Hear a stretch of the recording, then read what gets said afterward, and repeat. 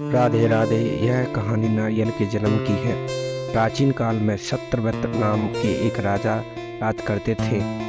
वह प्रतिदिन पूजा पाठ किया करते थे। उनके पास किसी भी चीज की कमी नहीं थी। वह धन दौलत से लेकर हर प्रकार की सुविधा से समृद्ध थे। हालांकि इसके बावजूद भी राजा की एक अभिलाषा थी जिसे वह पूर्ण करना चाह रहे थे। दरअसल राजा सत्यव्रत को किसी प्रकार के स्वर्गलोक जाने की इच्छा थी। वह अपने जीवन में कम से कम एक बार स्वर्गलोक के सौंदर्य दर्शन करना चाहते थे, लेकिन उन्हें इसका मार्ग नहीं पता था। इधर दूसरी तरफ ऋषि विश्वामित्र अपनी तपस्या के लिए घर से बाहर निकले। चलते चलते वह अपनी कुटिया से काफी आगे चले गए थे। काफी समय बीत गया था, लेकिन वह नहीं लौटे। इस कारण उनका परिवार भूख और प्यास से तड़प रहा था।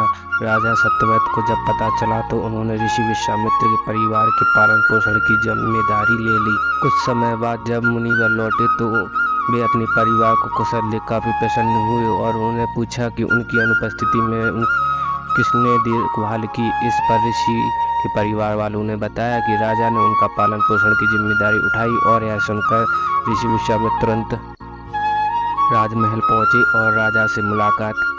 वहां पहुंचकर उन्होंने सबसे पहले महाराज को धन्यवाद कहा। इस पर राजा ने ऋषि को अपनी इच्छा पूर्ण होने का आशीर्वाद मांगा। राजा की बात सुनकर ऋषि विश्वामित्र ने कहा, बोलिए महाराज, आपको क्या वरदान चाहिए। तब महाराज ने कहा, हे मुनि, मुझे एक बार स्वर्गलोक के दर्शन करने, कृपया करके आप वहां जाने का वरदान दे। राजा की प्रार्थना सुनकर ऋषि विश्वामित्र ने एक ऐसा रास्ता बनाया जो स्वर्गलोक की ओर जाता था और यह देख राजा बहुत खुश हुए। वह तुरंत उस रास्ते पर चल पड़े और स्वर्गलोक पहुंच गए। वहां पहुंचते ही इंद्रदेव ने उन्हें नीचे धक्का दे दिया, जिस कारण वे धरती पर जा गिरे। राजा ने सत्यव्रत ने तुरंत सारी घटना ऋषि विश्वामित्र को बताई। राज की बात सुनकर ऋषि विश्वामित्र को गुस्से से आग बबूला हो उठे और उन्होंने तुरंत सभी देवताओं से बात की, इस समस्या का हल निकाला। जिसके बाद राजा के लिए एक नया स्वर्गलोक बनाया गया जो पृथ्वी और देवताओं के बीचों बीच स्थापित किया ताकि किसी को परेशानी न हो।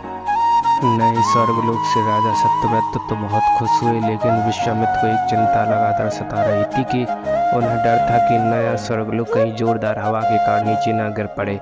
अगर ऐसा होगा तो राजा सत्यव्रत दोबारा धरती पर जा गिरेंगे। काफी सोच विचार के बाद विश्वामित्र को एक उपाय सूझा। उन्होंने नए स्वर्गलोक के नीचे एक बहुत लंबा खम्भा लगा दिया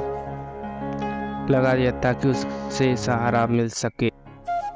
ऐसी मान्यता है कि नए स्वर्गलोक के नीचे लगाया गया खम्भा एक विशाल पेड़ के तने के रूप में बदल गया।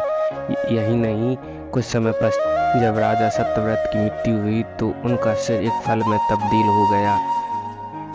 तभी से खम्भे को नारियल का पेड़ कहा जाने लगा, जबकि राजा का सिर नारियल के रूप में जाना गया। यही कारण है कि नारियल का पेड़ इतना लंबा होता है।